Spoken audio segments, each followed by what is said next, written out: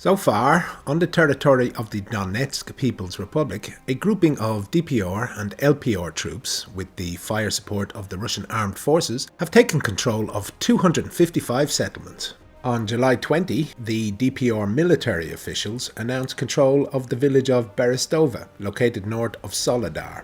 The settlement is of strategic importance for the further advance of the Allied forces in the direction of Soledar and Bakhmut. It is a step towards cutting off the Bakhmut-Seversk highway from use by Ukrainian forces. The advance will also reduce the ability of Ukrainian artillery to shell settlements in the LPR. No significant progress by any side was reported on the Donetsk front lines. Heavy artillery duels continue. The DPR troops gained a foothold on the southern outskirts of Pokrovskoye. In the area of Ugledar, the Ukrainian military attempted to break through the Russian defences, but they were forced to retreat after suffering losses. A group of Ukrainian fighters was captured.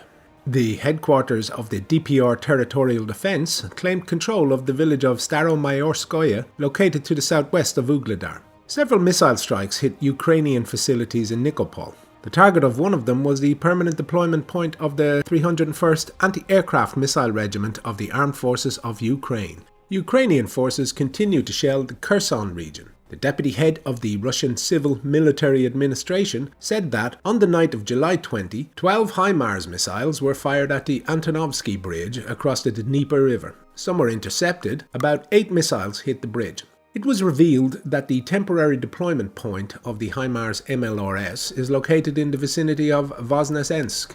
Later this week, the US White House is going to announce a new package of military assistance for Ukraine, which may include another batch of HIMARS MLRS and artillery systems. So far, 12 HIMARS have been allocated to Ukraine, 3 of which have already been destroyed by Russian forces. In turn, France said that 6 more French Caesar self-propelled howitzers, promised by Emmanuel Macron, are already on their way to Ukraine. Earlier, France had supplied Ukraine with 12 such howitzers. Meanwhile, the German defense minister said that the Bundeswehr is running out of resources to help Ukraine, but Berlin will continue to support Kiev. Germany supplies Ukraine with the Panzerhaubitzen 2000 self-propelled howitzers. However, this is not enough for Kiev, which is becoming less selective. The Minister of Defense of Ukraine invited manufacturers of weapons to test their new products on the territory of his country. The Kiev regime is set to make Ukraine a testing ground for new Western weapons.